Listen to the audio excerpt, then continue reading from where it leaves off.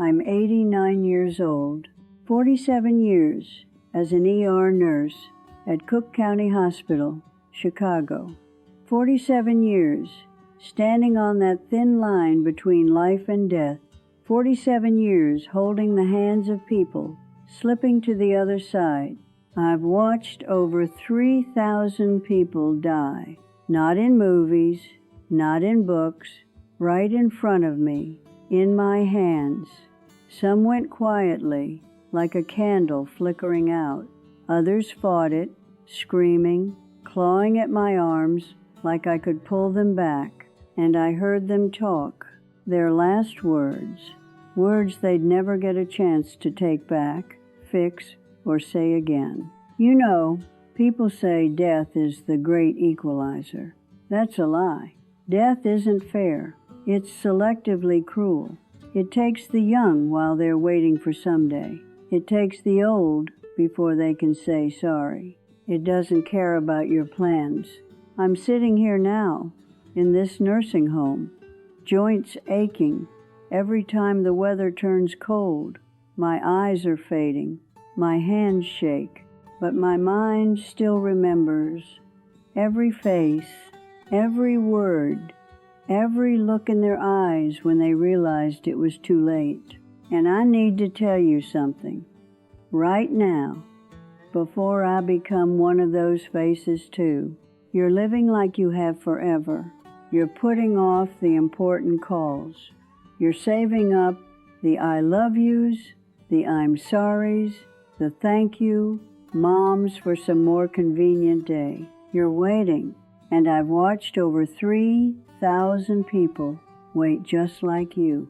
They waited until the last minute. Then they lay on my stretcher, eyes wide open, lips moving with words they should have said years ago. I'm not telling you this to scare you.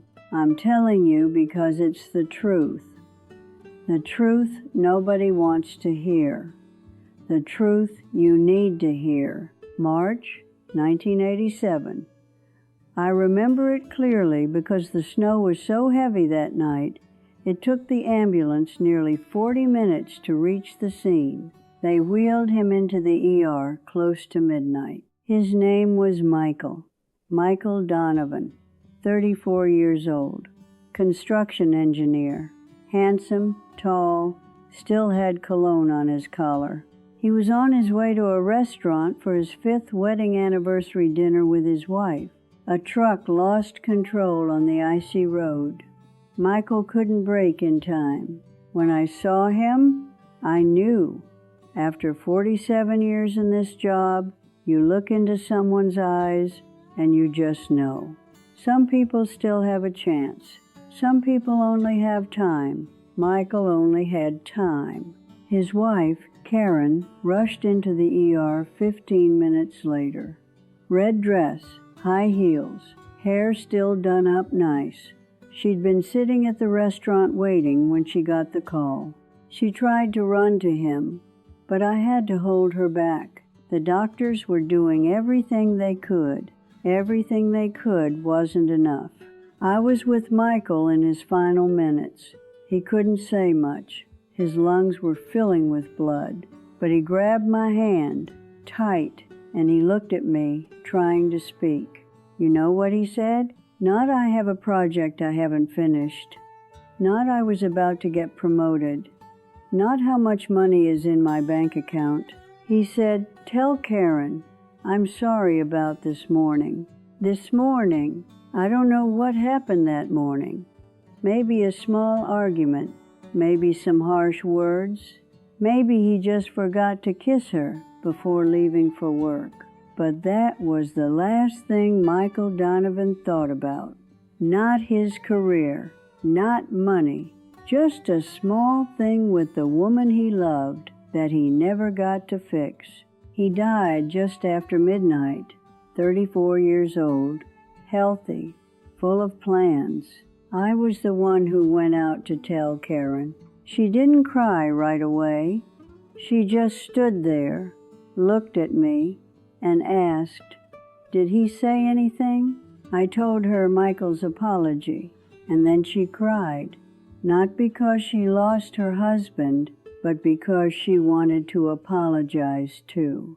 She was going to say sorry that night, after dinner, when they got home. She waited, and she waited 3 hours too long. What are you waiting for? What occasion are you holding out for? Tomorrow morning? The weekend? Next year? Death doesn't send a calendar invite. It doesn't care what plans you've got. It shows up when it wants, and when it does, you'll only have a few seconds to remember everything you've been putting off. Michael had 36 minutes. How many do you have? 3,000 people. I've held the hands of over 3,000 people in their final moments. CEOs and homeless folks, doctors and patients. The richest man in Chicago, and a guy who couldn't afford his own coffin. And you know the strangest thing? They all said the same things. In 47 years, I never once, not a single time, heard someone lying on that ER bed say, "I wish I'd worked more." Never once heard anyone say, "I wish I'd bought a bigger house," or "I wish I had one more car," or "I wish I'd gotten that promotion sooner." Not once. You know what they said? "Get my son here. Tell him I'm sorry. Where's my wife? I need to see my wife. Tell my mother I love her." I never said it. I regret not visiting my father before he died. That's what people say when they know it's the end. Not money, not houses, not cars, not job titles, just people, just love, just words they should have said a long time ago. I remember one man, 1994. He owned the biggest trucking company in the Midwest. Showed up at the hospital in a chauffeured car, Rolex watch, Italian leather shoes, massive heart attack. When he was lying there, you know who came to see him? A lawyer, to ask about the will. His wife didn't come. They'd been separated for 6 years. His son didn't come. Cut off all contact after a fight about inheritance. He died alone, gripping my hand, a complete stranger. That same year, there was an old man who repaired shoes in Pilsen. He had no money, no house, lived in a tiny one-bedroom apartment, terminal lung cancer. The day he died, there was no room left in the ER. Sons, daughters, grandkids, neighbors, friends, people he'd fixed shoes for free. They spilled out into the hallway. He died with a smile on his face. His daughter holding his left hand, his grandson holding his right. 2 men.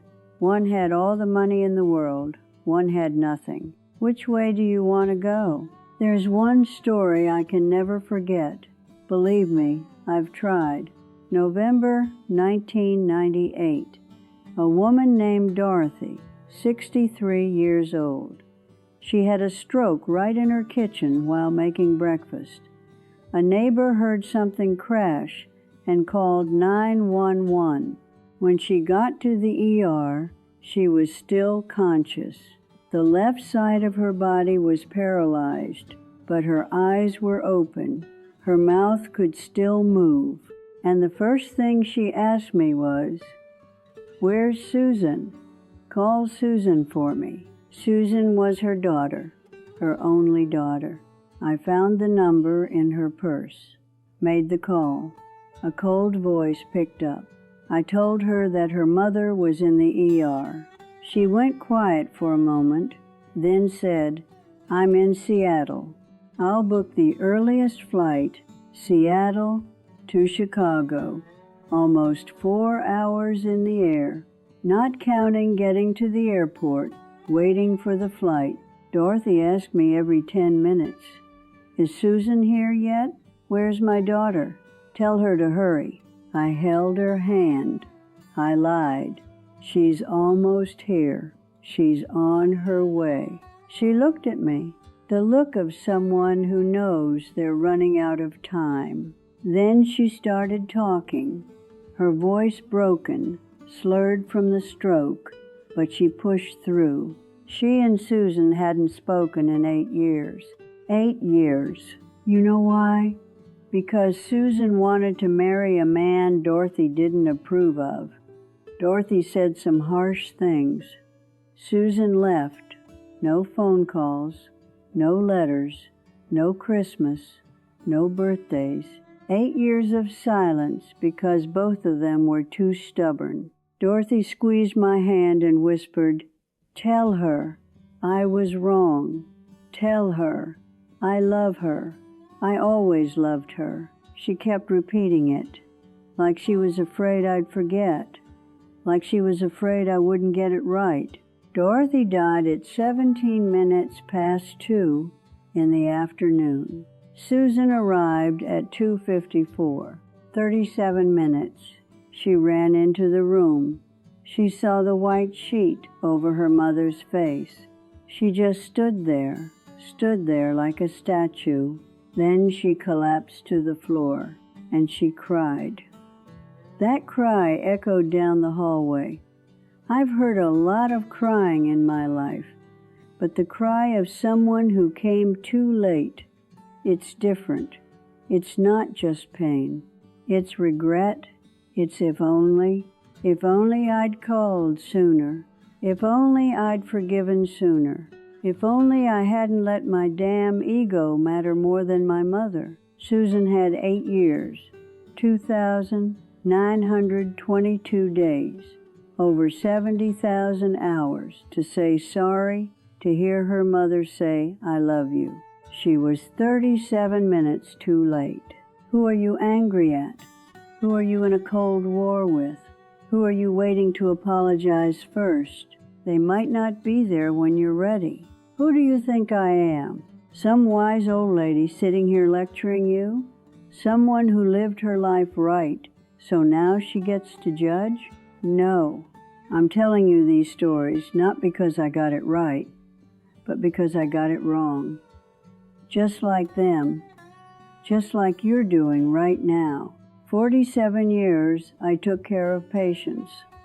47 years I held strangers' hands in their final moments. And in those 47 years, I missed my husband. I missed my kids. My husband's name was Robert. I called him Bobby. He was the gentlest man you'd ever meet. Never complained, never blamed me for anything. But I remember his eyes every time I took the night shift, every time I canceled our weekend plans because the hospital was short-staffed, every time I chose my patients over him. He never said a word. But those eyes said everything. June 2001.